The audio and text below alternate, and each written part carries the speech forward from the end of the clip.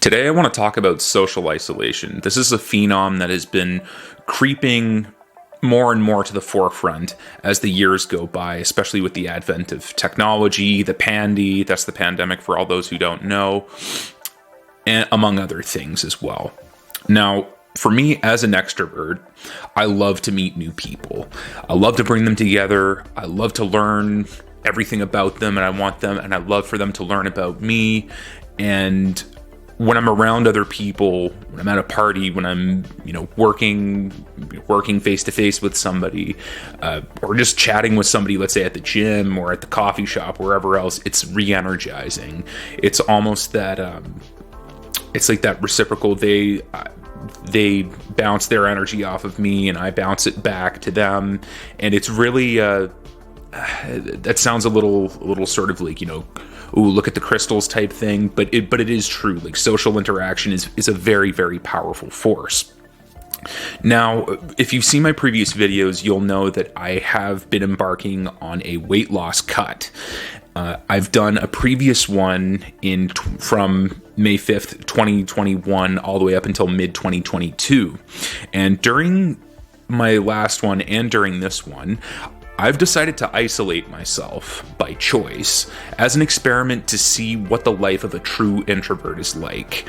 Now, the reason for this is because, again, I know what I'm like. I'm extremely extroverted. I love to go out. I love to experience things. So there's a technical reason for it, which is, of course, I can't go to the bar. That's out of the question because alcohol is empty calories, and certain places they got really good food as well. So that's going to screw up my weight loss goals as well.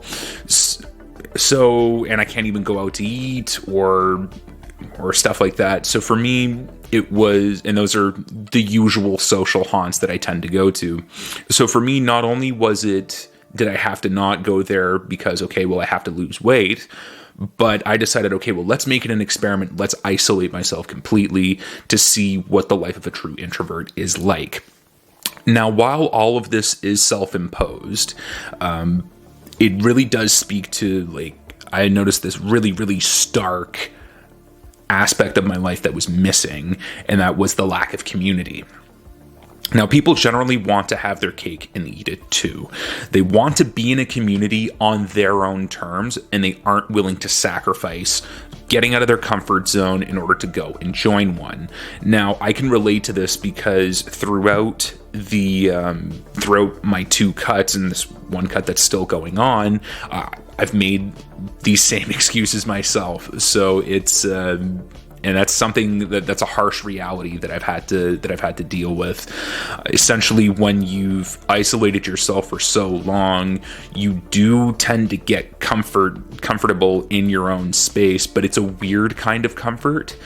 It's almost like you're yearning for that human connection, but you need it to be on your own terms. You've almost forgotten what it's like to have to sacrifice and to negotiate and to compromise.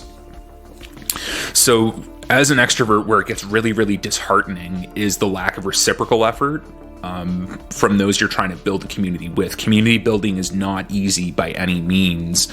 And I understand now I kind of understand some true introverts, I should say, because it's oftentimes easier to be alone. I'm reminded of a quote by Mr. Kobayashi from the movie The Usual Suspects, and he says, one cannot be betrayed if one has no people.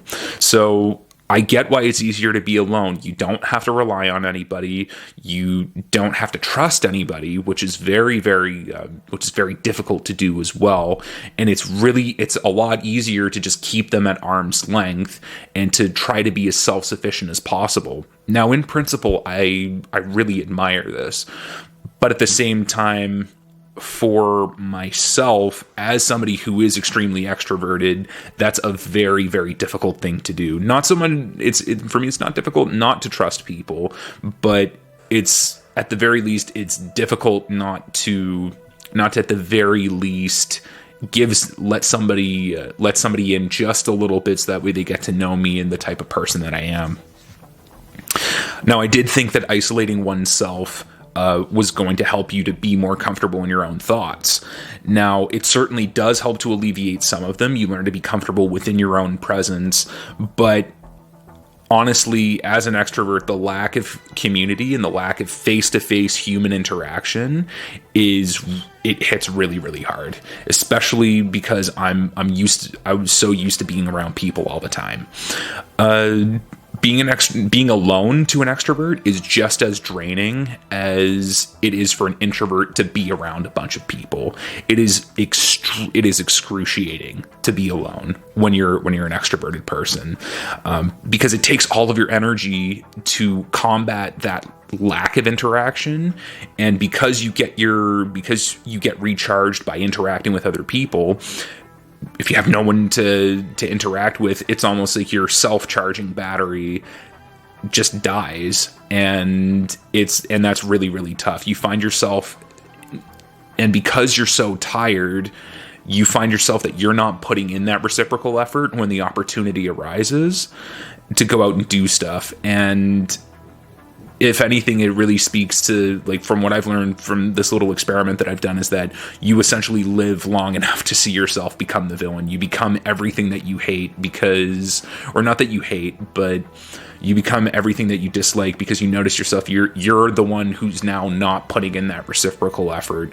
So not to say that all introverts spiral like this, because it certainly does work for some people, but if you're an extrovert that is isolated, it becomes what I like to call toxic introversion. It's really, really difficult because you get caught up in this spiral of, okay, yeah, you're almost yearning for that human connection, but at the same time, you've self-imposed these barriers through such a long isolation, or long to you, that you notice yourself making the same excuses, or at least in your mind, that you thought people would give, and you're just like, oh, God damn it. And it's that you really notice how much you've changed, and it is a little bit hypocritical of you as well. Not to ramble, but I'll wrap it up right here. So to conclude, isolation may work for some. There are some people who really just need to be alone, and they need to recharge themselves. And I get that, and I respect that completely. If anything, this experiment has helped me to realize that. But it also has helped me realize that it certainly does not for others. It's helped me realize what I need to recharge, and it also has really helped me to see things from an introvert's perspective. I get why it could be really comfortable to be alone. I really, really do. But essentially, yeah, this is...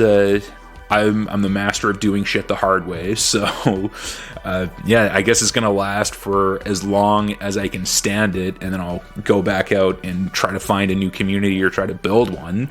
But I think it's I don't know why I decided to do this initially. It was more so like I said in the beginning, it was based off of me trying to limit exposure to things that could derail my weight loss cut, and then it sort of evolved into an experiment where I'm taking notes on it, and I'm observing myself and how I act.